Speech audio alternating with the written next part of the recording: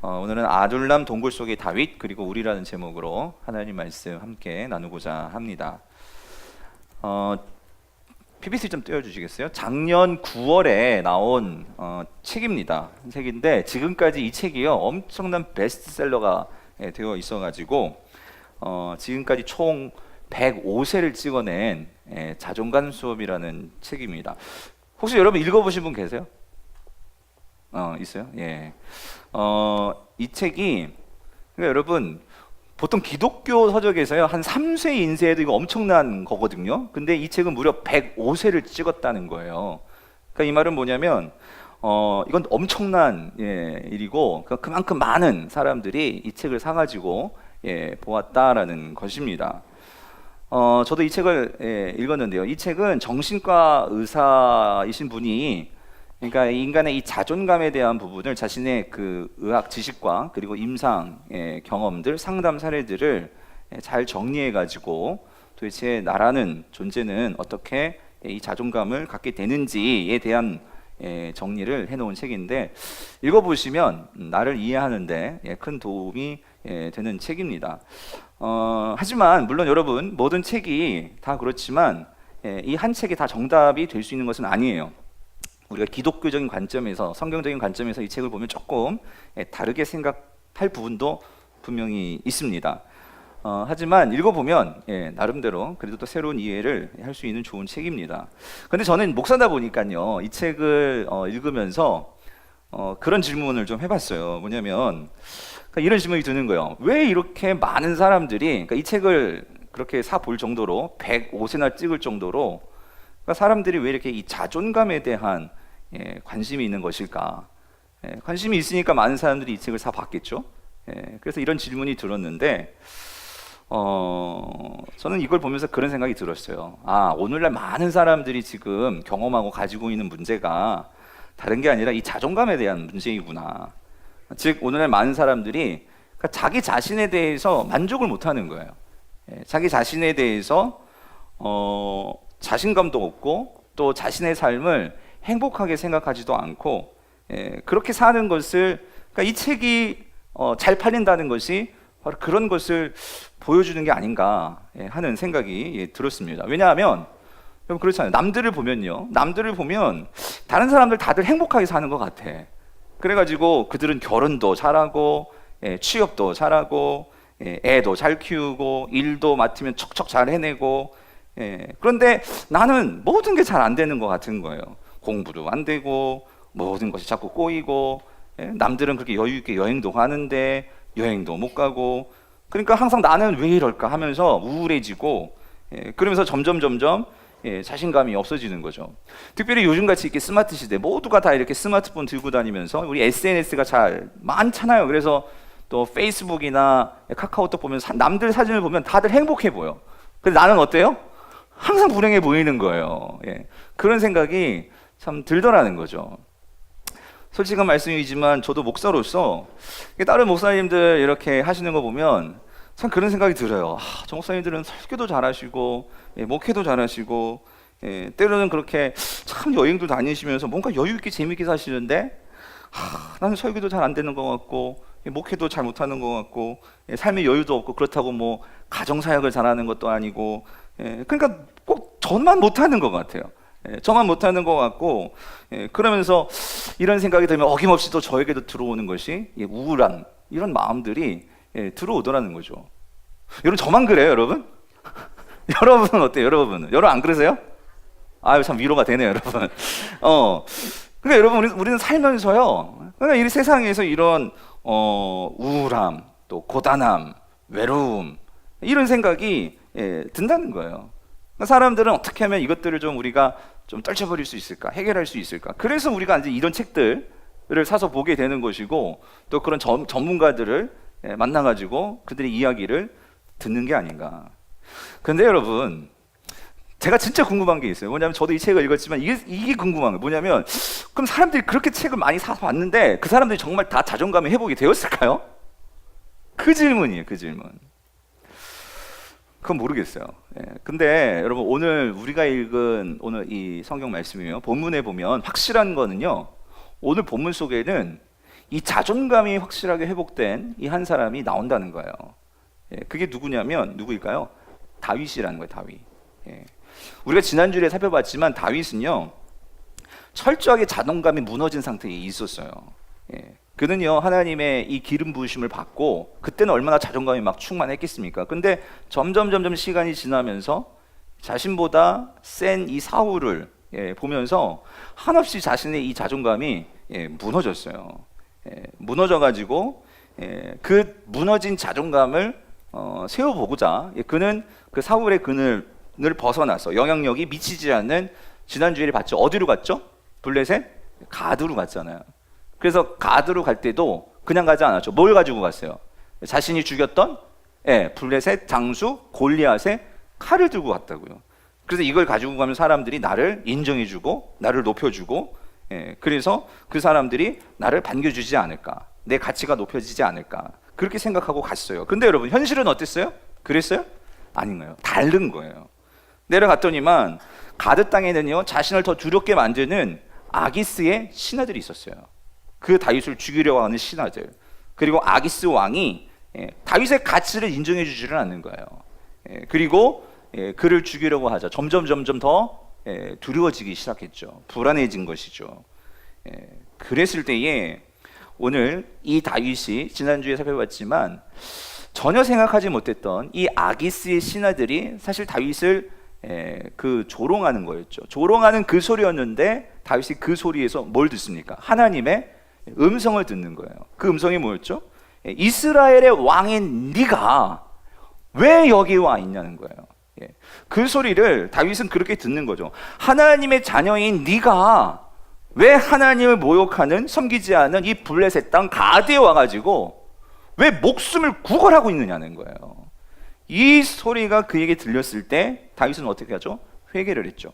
회개를 하고 그리고 하나님을 두려워하기 시작을 했죠. 그리고 이 돌아가는 모든 상황 속에서 자신의 생각을 바꾸고 자신의 모든 초점을 하나님께 맞추기 시작했죠. 하나님을 경외하는 삶으로 자신의 행동을 바꾸었어요. 그때에 그에게 들어오는 놀라운 지혜가 있었죠. 그래서 뭐였죠? 뭐 하는 거였어요? 미친 채 하는 거예요. 미친 채. 그러니까 여러분 생각해 보세요. 이 미친 채 한다는 게 여러분 자존감이 이게 없으면은요, 사람들 앞에서 미친 채 못 합니다. 그런데 내 자존감이 하나님으로 인해서 나와 함께 하시는 하나님을 내가 경험하게 되니까 미친 채 하는 것이 창피하지가 않은 거예요. 그래서 여러분 사실요, 미친 사람들 보시면 그 사람들은요 자존감 충만입니다. 사람들의 눈치 안 봐요. 그렇지 않아요? 그래서 오늘 다윗이 그 미친 채를 통해서 어떻게 되죠? 안전하게 그 가드 땅을 나와서 어디로 돌아와요? 이스라엘로 돌아오는 거예요. 오늘 이야기는 그렇게 시작이 돼요. 그래서 여러분 22장 1절을 보면 같이 한번 읽어볼게요. 시작. 그러므로 다윗이 그곳을 떠나 아둘람 굴로 도망하매 그의 형제와 아버지의 온 집이 듣고 그리로 내려가서 그에게 이르렀고요. 그래서 다윗은 그곳을 떠나 어디예요? 블레셋 가드를 떠나서 이스라엘 땅인 이 아둘람으로 돌아오는 거예요. 자, 아둘람으로 돌아왔는데 그가 어디로 들어가죠? 아둘람에 있는 한 동굴로 들어가는 거예요. 그리고 그곳에서 이제 혼자 생활을 시작을 하는 거예요. 근데 성도님들, 저는요 오늘 설교를 준비하면서 딱 여기에 이게 꽂혔어요. 여기서 딱 멈췄어요. 뭐냐면 그곳을 떠나 아둘람 굴로 도망하네. 이게 제 가슴에 계속 남는 거예요. 그래서 여러분 저는 이 부분을 깊이 묵상을 해보았는데요. 여러분, 그러니까 이 다윗이 가드를 떠나가지고 아둘람에 왔을 때 그를 반겨주는 사람이 있었을까요? 없는 거예요. 아무도 없었어요. 뿐만 아니라 알아주는 사람도 없고, 그리고 다윗이 찾아갈 집도 없었어요. 그랬을 때 그가 찾아간 곳은 어디라고요? 어디예요? 동굴이라는 거예요. 동굴이요. 아무도 없는, 심지어 빛도 비치지 않아요. 아주 적막한 고요만 있는 그 어두침침한 습기가 찬 그 동굴 속으로 이 다윗이 들어가는 거죠. 그리고 그곳에서 혼자 생활을 하는 거예요. 물론 후에 이제 가족들, 아버지가 찾아옵니다. 그렇지만 언제 찾아왔는지는 본문이 말해주고 있지 않아요. 얼마나 오랫동안인지도 모르겠어요. 근데 중요한 것은 다윗이 혼자 그 동굴에서 외로이 쓸쓸히 지내는 시간이 있었다라는 거예요. 근데 저는 이 부분을 보면서 그런 생각이 드는 거예요. 여러분 만약에 생각해 보세요. 여러분이 만약에 다윗이라고 하면 생각해 보세요. 여러분이 그렇게 이스라엘로 돌아왔는데, 그런데 동굴 속에서 그렇게 혼자 산다고 생각해 보세요. 여러분 어떨 것 같으세요? 예? 인간적으로 보면 너무나 처량하지 않으세요? 예? 불쌍하지 않으세요? 그래서 여러분, 우리가 이 동굴이라는 이미지 있잖아요. 동굴. 여러분, 이 동굴이라는 이미지가 어떠세요? 좋으세요? 어때요? 예, 깝깝하고.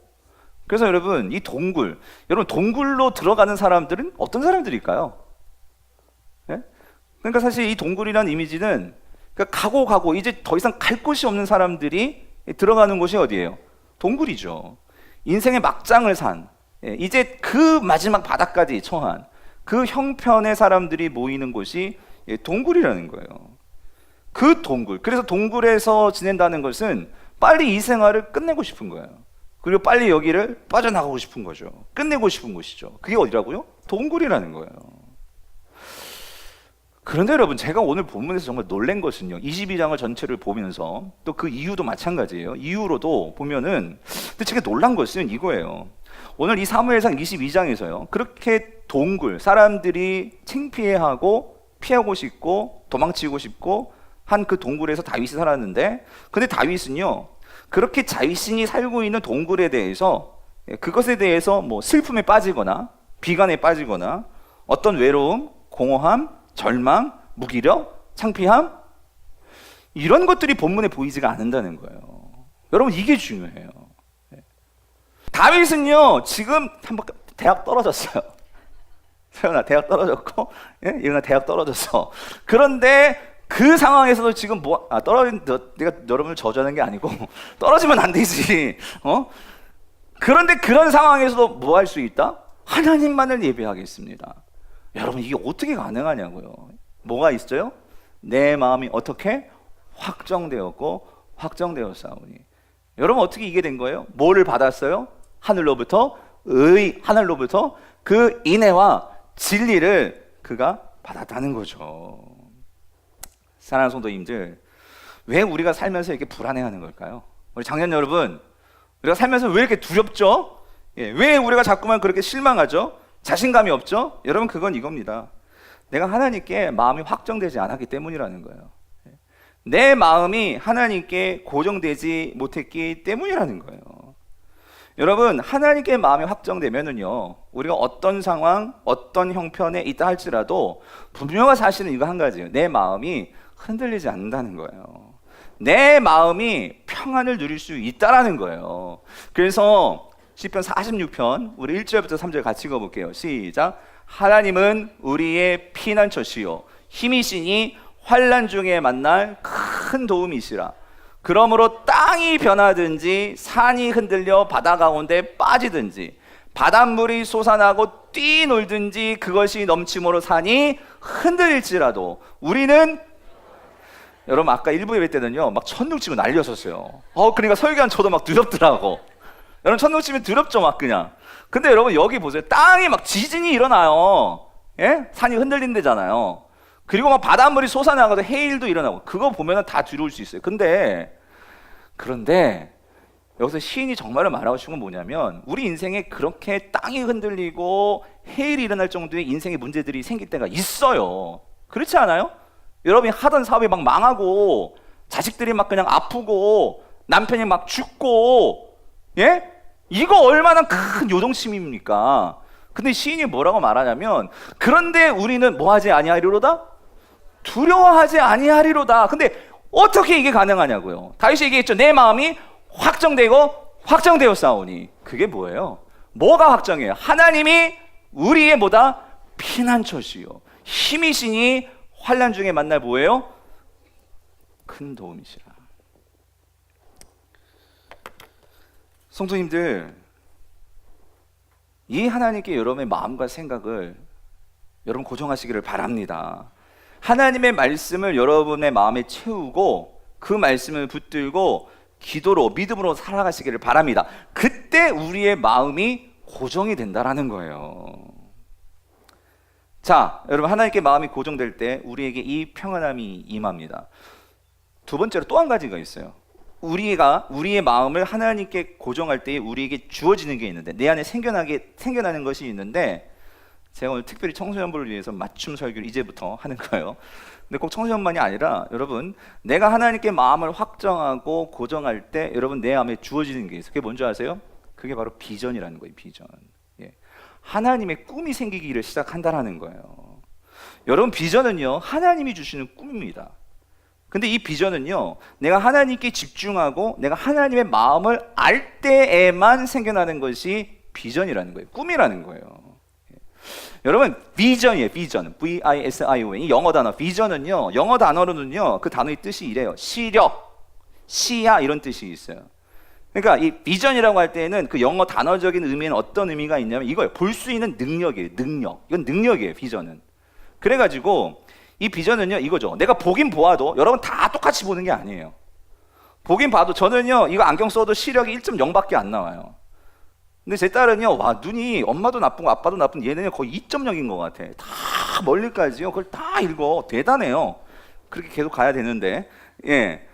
그런데 여러분, 이게 사람마다 다르단 말이에요. 근데 여러분, 이게 시력뿐만 아니라요, 우리가 어떤 똑같은 현상을 보고 봐도요, 이게 사람마다 보는 게 달라요. 이게 무슨 말이냐면, 얼마 전에 그 알파고하고 그 이스라엘 구단이 바둑 경기를 했잖아요. 여러분, 그거 재미있으셨어요? 예? 여러분 재밌으셨어요? 반응이 없지? 그러니까 안 보셨어요? 예, 지혜로운 대답이십니다. 여러분, 근데 저는 그걸 봐도요 재미가 없어요. 왜 재미가 없을까요? 그냥 검은 돌은 검은 돌이고 흰 돌은 그냥 흰 돌이에요. 그냥 팍 있는 거예요. 그러니까 뭐냐면 전 바둑을 모르거든요. 그러니까 우리는 결과만 놓고 우리는 그냥 알파고가 이겼어 이거지만, 근데 바둑을 아는 사람이 이거 대단한 거죠. 정말 컴퓨터가 예?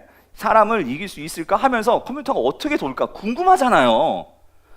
바둑을 아는 사람은 그걸 보면서 재미도 느끼고 어떤 깨달음도 있고 이게 있단 말이에요. 근데 바둑을 모르니까, 못 보니까, 그러니까 우리는 보는 게 그냥 하나의 그냥 검은 집, 흰 집, 그냥 바둑 돌로만 보이는 거예요.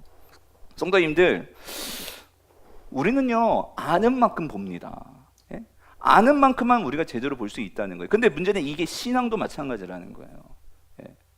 여러분, 왜 우리가 이 세상에 이렇게 관심을 갖게 되는 줄 아세요? 여러분, 이겁니다. 영적인 안목이 없기 때문이에요. 예. 우리 안에 마음에 영 안의 눈이 안 열려 있으니까 하나님이 보여주려고 해도 이걸 못 보니까요, 그러니까 우리는 온통 뭐만 봐요? 세상의 것들만 보게 되는 거예요. 하나님의 것들의 그 찬란하고도 놀랍고도 그 크신 그랜드한 하나님의 것들을 막 보게 되면은요, 세상의 것들이 눈에 안 들어오는데 우리는 이 영적인 안목이 없어요. 영 안의 눈이 너무나 다들 약해. 그러니까 우리는 결국 세상의 것들 바라보면서 그것 때문에 안달하고 그것들 때문에 우리는 힘들어하고 그렇게 살아가는 거예요. 성도님들, 비전이 뭐냐? 비전은요 하나님의 안목이 열리는 거예요. 하나님이 주시는 영적인 시야가 열려지는 거예요. 그렇게 되면 오늘 우리 삶에요, 하나님의 관점에서 내 삶과 내 모든 것들을 볼 수 있게 된다는 거예요.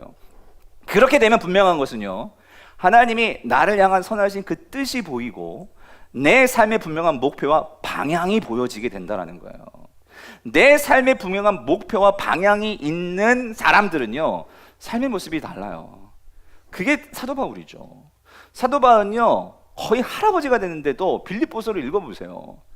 자신은요 아직까지 다 이룬 것도 아니고, 그리고 자신은요 아직까지 자기에 있는 표대를 향하여서 그 60 넘은 할아버지가, 여러분 이 60이요 그 바울 당시 60은요 지금의 거의 80, 90입니다 여러분.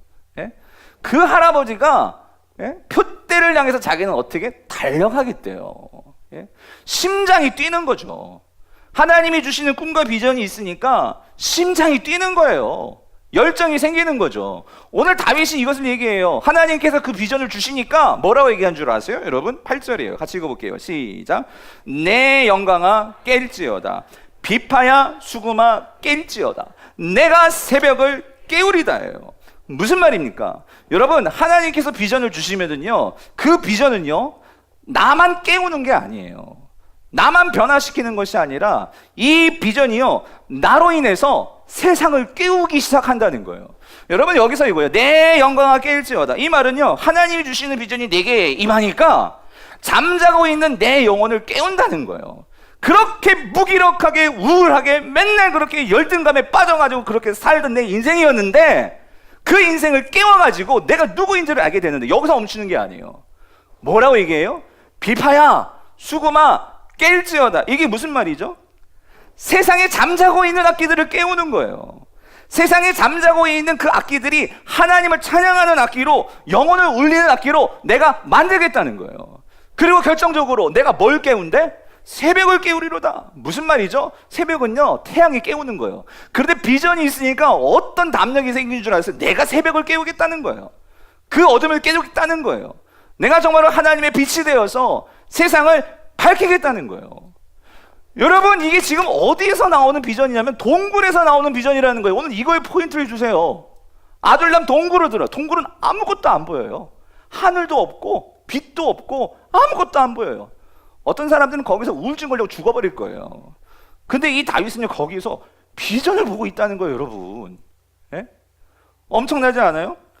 그래서 여러분, 이 비전이요 더 구체적으로 돼요. 구체적으로. 여러분, 오늘 57편 9절에서 11절 같이 읽어볼게요. 나만 흥분해 있는 것 같아 막 그냥. 여러분, 9절에서 11절 같이 읽어볼게요. 시작. 주여, 내가 만민 중에서 주께 감사하오며 문 나라 중에서 주를 찬송하리이다. 무릇 주의 인자는 커서 하늘에 미치고 주의 진리는 궁창에 이르나이다. 하나님이여, 주는 하늘 위에 높이 들리시며 주의 영광이 온 세계 위에 높아지기를 원하나이다. 여러분, 이게 뭐냐면 이게 다윗의 비전이거든요. 이게 무슨 말이냐면 제가 오늘날 바꿔 표현해드리면 이거예요. 하나님, 내가 지금은 동굴 속에 갇혀 있지만, 내가 비록 지금은 초라하고 아무것도 할 수 없는 그런 존재이지만, 그런 하나님께서 나에게 기름을 부으셨으니까, 내가 이스라엘 왕이 될 사람이니까, 내가 이 동굴에서 나가게 되면 많은 사람들을 하나님께 예배하는 그 나라를 내가 만들겠습니다. 여러분, 이게 만민 중에서 주께 감사하며예요. 내가 세우는 나라는 만민들이 하나님께 예배하는 나라가 되도록 하겠습니다. 뿐만 아니라 뭇 나라 중에서 주를 찬송하리이다. 이게 무슨 말이냐면 여러분, 이거예요. 세계 모든 나라들 가운데 내가 다스리는 나라는 하나님을 가장 예배 잘하는 나라로 내가 만들겠습니다. 여러분, 이게 다윗의 비전이라고요. 예? 다윗의 비전은 이거예요. 이스라엘을 하나님을 가장 예배 잘하는 나라로 내가 만들겠습니다. 여러분, 이게 다윗의 비전이었어요. 그래서 여러분 보세요. 이 다윗이 정말 동굴 나가죠. 나갔을 때에 여러분, 그 언약궤, 하나님의 법궤를 찾는 왕이 누군 줄 아세요? 사울도 안 찾았어요. 누가 찾았을까요? 다윗이에요. 예. 법궤는 하나님의 임재가 머무는 곳이에요. 그래서 다윗은요 그 법궤를 어떻게 해서든지 예루살렘으로 갖고 내가 잘 모시려고. 왜죠? 예배하려고. 뿐만 아니라 여러분, 그렇게 하나님을 잘 예배하는 나라로 만들기 위해서 자기가 뭘 만들려고 하죠? 성전을 만들려고 하는 거예요. 하나님의 성전을 만드는 것이 다윗의 꿈이었어요. 그 성전을 만들어 가지고 온 백성이 하나님을 예배하는 그 나라로 만드는 거. 여러분, 이게 다윗의 비전이었다는 거예요. 그리고 다윗은 그 비전을 이루죠. 그래서 다시 통치할 때는요 그 나라에 우상이 없었어요. 백성들이 하나님을 잘 섬겼어요. 그래서 여러분, 다윗이 나중에 이제 죽음을 맞이해요. 다윗도 죽습니다. 근데 그가 마지막 운명하기 전에 이런 유언을 하는데, 저는 이게 너무 감동이에요. 다윗이 그 마지막 순간에 자기 자신을 소개를 해요. 표현을 하는데 뭐라고 표현한 줄 아세요? 여러분, 사무엘하 23장 1절이에요. 같이 읽어볼게요. 시작. 이는 다윗의 마지막 말이라. 이새의 아들 다윗이 말함이요. 뭐라고 말해요? 높이 세워진 자 야곱의 하나님께로 기름 부음 받은 자. 여기요. 이스라엘의 노래 잘하는 자가 말하노라. 저는 이 표현이, 여러분, 이스라엘의 노래 잘하는 자가 말하노라, 이게 무슨 말인지 아세요? 여기서 이 노래가 뭘까요? 이게 뭐 요즘 말하는 뭐 아이돌의 가요? 뭐 그런 거 아니에요, 여러분. 예? 요즘 제가 우리 집 애들한테 세뇌가 돼가지고 막 찌릿 뭔지 아세요? 시그널 보내 이런 거 있어요. 그 이스라엘의, 여러분, 그거 말하는 게 아니에요. 이거 뭐예요? 찬양이에요. 찬양. 이스라엘에서 가장 하나님께 찬양을 잘하는 자가 나라는 거예요. 다윗이 얘기하는 거예요. 이 말은 이스라엘에서 가장 예배 잘하는 자 내가 말하노라요.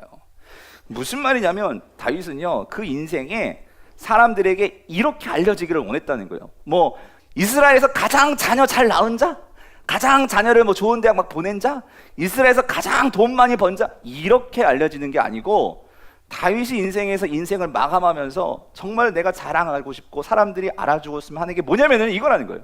예배 잘한 자요. 예배 잘한 자. 예? 이스라엘에서 노래 잘하는 자가 말하노라. 다윗은요 처음부터 끝까지 그의 비전은요 예배하는 삶이었다는 거예요. 예? 그 예배하는 삶을 위해서 인생을 걸었던 자가 다윗이라는 거예요. 성도님들, 다윗은요 이 꿈을 가지니까 놀라운 건 이거예요. 그 꿈을 가졌을 때에 만민 중에서, 문나라 중에서 그 비전을 갖고 사니까 여러분 그 영향력이 자기에만 머무는 게 아니라 백성들에게까지 흘러갔다라는 거예요. 여러분, 이게 비전의 영향력이라는 거예요. 그래서 여러분, 모든 성경, 그러니까 구약 성경의 맨 마지막은요 사실 말라기가 아니에요. 예, 히브리 성경을 보면은 역대기가 가장 마지막인데 그 역대기가 포커스를 두고 있는 한 사람은 다윗입니다. 다윗을 포커스를 두면서 구약은 맞춰져요. 예. 근데 다윗의 어떤 점 때문이냐면 바로 이거라는 거예요. 하나님을 예배하는 점. 그래서 여러분 역대상 29장 20절에서 22절을 보면 이렇게 역대기가 다윗에 대해서 평가하며 기록을 해놨는데 같이 한번 읽어볼게요. 시작. 다윗이 온 회중에게 이르되 너희는 너희 하나님 여호와를 송축하라 하매 회중이 그의 조상들의 하나님 여호와를 송축하고 머리를 숙여 여호와 왕에게 절하고 이튿날 여호와께서 제사를 드리고 또 여호와께 번제를 드리니 수송아지가 1000마리요 순양이 1000마리요 어린 양이 1000마리요 또 그 전제라. 온 이스라엘을 위하여 풍성한 제물을 드리고 이날에 무리가 크게 기뻐하여 여호와 앞에서 먹으며 마셨더라요. 무슨 말이죠? 이 다윗이요 하나님을 가장 예배 잘하는 자가 되니까 그의 백성들도 하나님을 예배하고 그 예배의 기쁨을 얻는 그 변화가 그들에게 생겨났다는 거예요. 성도님들, 이게 비전이라는 거예요. 비전은요 나 혼자 잘 먹고 잘 살고 나만 뭔가 이렇게 잘 되고, 여러분 그거는요 비전 아니에요. 그건 그냥 희망사항일 뿐이지. 하나님이 주는 비전은요 이 하나님의 선한 영향력이 나를 변화시키고 우리 가정을 변화시키고 교회를 변화시키고 그리고 이 세상을 변화시킬 수 있는, 여러분 그게 비전이라는 거예요. 근데 비전이 뭐 거창하게 여러분 주님 나에게 아프리카를 주시옵소서, 뭐 전 청소년 사역할 때는 우리가 그런 거 많이 기도했는데, 여러분 왜냐하면 청소년들은 좀 꿈을 크게 가질 필요도 있어요. 그러나 여러분 잘 기억하세요. 다윗의 비전은 어디서부터 시작했다고요? 내가 지금 여기서 드리는 그 예배부터 시작했다는 거예요. 예? 그 예배가 온 백성들을 하나님께로 인도하고, 그리고 제일 중요한 거, 그 무리가 어떻게 해요? 크게 기뻐하여. 예? 여러분, 요즘 우리의 삶이 기쁨이라는 게 잘 없어지잖아요. 세상을 보면 자꾸만 우울해지잖아요. 근데 그 백성들이 기쁨을 누릴 수 있는, 예? 여러분 그게 다윗의 비전에서 시작이 되었다는 거예요. 그래서 여러분 저는 소망해요. 특별히 오늘 청소년부 친구들이 온다길래 기도하면서 하나님께서 설교의 방향을 바꾸시더라고. 오늘은 교회 공동체에 대해서 설교를 내가 이제 그건 다음 주에, 모르겠어 하나님께서 어떻게 바꾸실지 모르겠는데, 근데 오늘 청소년들이 온다니까 막 마음이 뛰는 거예요. 예? 정말 우리 교회 청소년 아이들이, 청년들이 정말 더 젊었을 때에 하나님 앞에서 다윗과 같이, 비록 지금 내가 사는 집이 동굴이고 내가 사는 곳이 부모님이 그렇게 지지도 잘 못해주고, 말씀드렸죠? 그게 내 자존감을 여러분 망가뜨릴 수 없어요. 예. 하나님이 계시잖아. 하나님과의 관계 속에서 내 자존감을 다시 생각한다면 우리가 일어설 수 있는데, 예. 그 비전을 가지고 여러분들이 나아간다면, 근데 여러분 오늘 우리 행복한 모임 권사님들 뿐만 아니라 우리 장년 여러분들, 비전은요 청소년들만 갖는 게 아니에요. 하나님이 주시는 비전은요 사실 나이와 상관없이 갖는 거예요. 나이와 상관없이 우리에게 주어지는 것이 하나님의 비전이라는 거예요. 그래서 여러분 요엘 2장 28절을 보세요. 같이 한번 읽어볼게요. 시작. 그 후에 내가 내 영을 만민에게 부어주리니 너희 자녀들이 장래일을 말할 것이면, 전 이게 놀라웠어요. 너희 뭐예요? 늙은이는 뭐래요? 꿈을 꾸며요. 여러분 우리는 꿈을 꾸면 유치원에 애들이나 꿈꾸지 어디 경로당에 있는 할아버지 할머니들이 꿈꾼다는 거 여러분 보셨어요? 경당에 가지고 할아버지 희망사항이 뭐예요? 여러분 그러면은 그분들이 뭐라고 말할까요?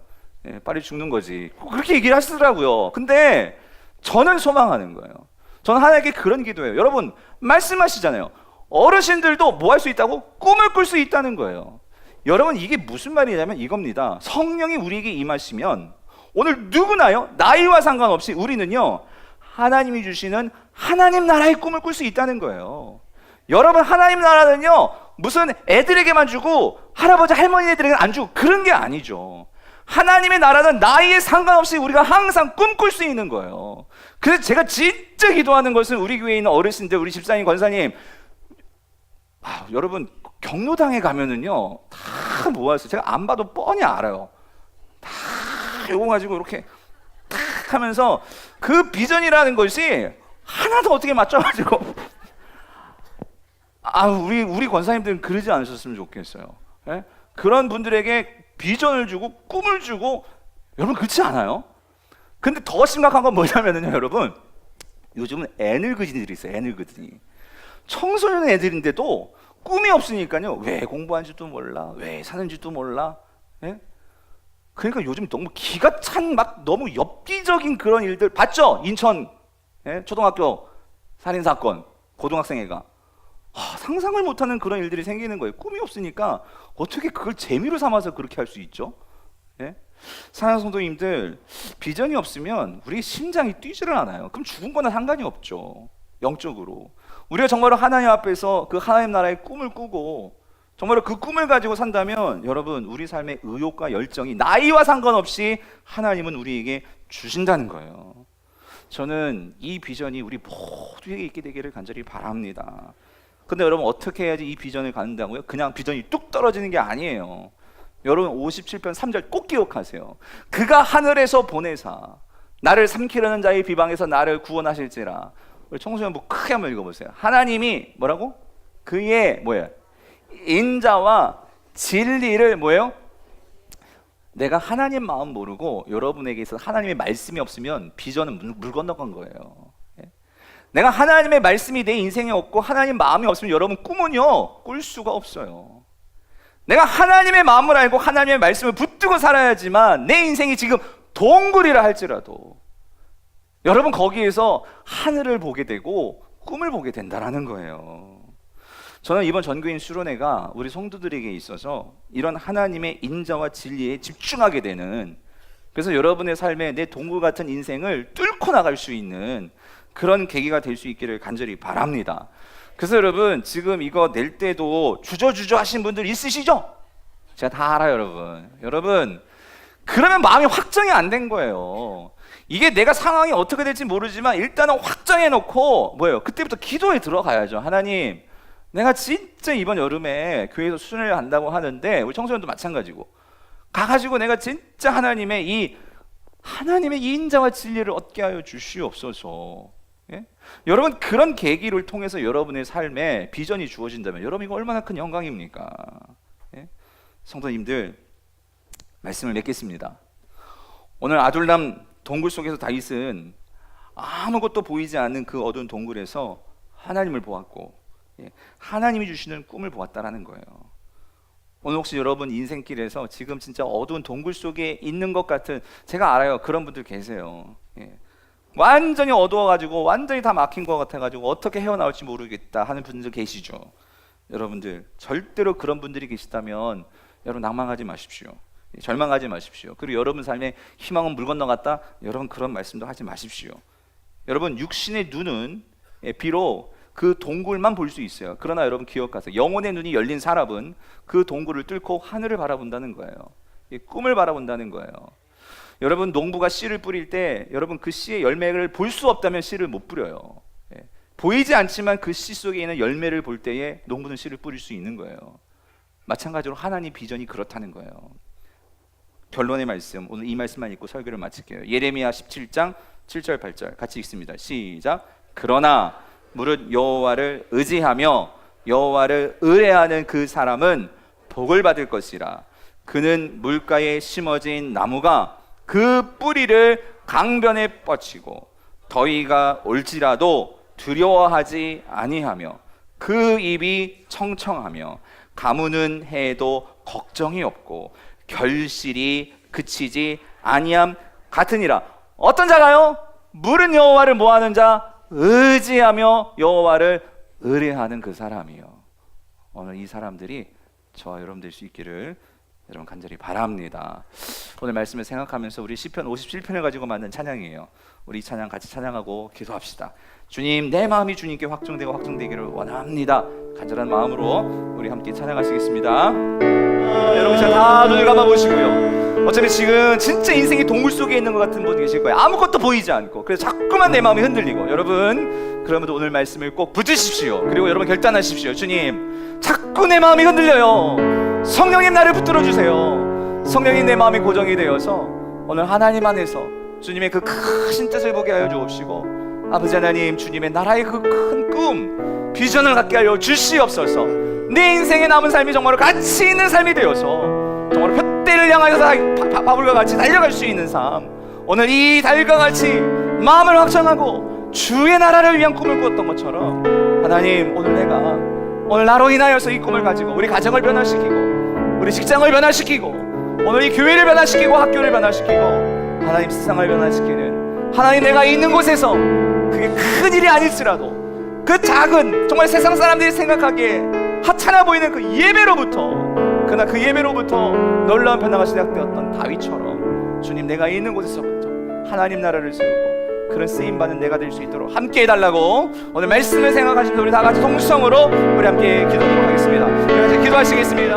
아버지 하나님, 은혜를 감사합니다. 참으로 우리의 인생은 많은 동굴들이 우리를 가둬놓고 우리를 절망하게 만들고 하나님의 꿈을 보지 못하게 만드는 이 세상의 삶이지만, 오늘 말씀을 통해서, 오늘 다윗을 통해서 아버지, 우리의 진정한 삶의 모습이 어떻게 돼야 되는지 우리가 아버지 함께 말씀을 나눴습니다. 오늘 인생의 동굴 속에 있는 성도들, 아버지 그 인생 포기하지 말게 하시고 절망하지 말게 하시고, 하나님 그 속에서 마음을 하나님께 고정하고 확증하고, 하나님 주님이 주시는 그 주님의 인자와 주님의 진리를 바라며 내 마음을 주의 인자와 진리로 채워서 하나님이 주시는 꿈을 꾸며 인생의 심장이 주 예수 그리스도의 심장이 뛰어서 우리도 푯대를 향하여서 달려갈 수 있는, 아버지 나이와 상관없이, 형편에 상관없이 하나님 주님 부르시는 그날까지 주님의 꿈을 가지고 달려나가는 우리 모든 성도들 될 수 있도록 주님 축복하여 주시옵소서. 특별히 아버지 하나님, 오늘 우리 청소년 친구들 함께 예배했습니다. 아버지, 저들이 진짜 젊은 나이에 하나님을 알게 하여 주시옵소서. 하나님의 마음을 깨닫게 하여 주시옵소서. 그래서 인생에 어떠한 좌절, 어떠한 실패, 어떤 문제가 있을지라도 그것에 휘둘려서 자존감이 무너지지 말게 하시고, 오늘 예수님과의 관계, 하나님과의 관계로 자존감이 충만하여서 세상에서 어떤 형편, 어떤 상황일지라도 내가 누구인지를 알고 다윗과 같이 아버지 하나님 새벽을 깨울 수 있는 우리 자녀 세대들 될 수 있도록 축복하여 주시옵소서. 특별히 아버지 하나님, 올해 수험생 고3 친구들 6명 있습니다. 허준혁, 김서연, 손수미, 우예림, 한수아, 황혜은, 아버지 이들에게 용기 주시고, 오늘도 특별히 주님께 헌신하며 예배한 친구들 담대함 주셔서 끝까지 포기하지 말고 하나님 최선을 다하여서 주님의 나라를 위하여서 꿈을 꾸는 아버지 최선을 다하는 우리 고3 수험생 될 수 있도록 하나님 은혜 베풀어 주시옵소서.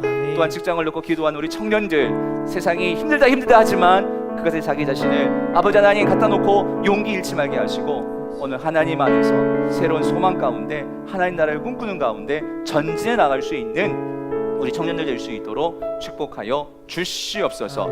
우리 모든 세대들 함께하여 주실 것을 믿사옵고 거룩하신 예수님의 이름으로 간절히 기도드립니다. 아멘.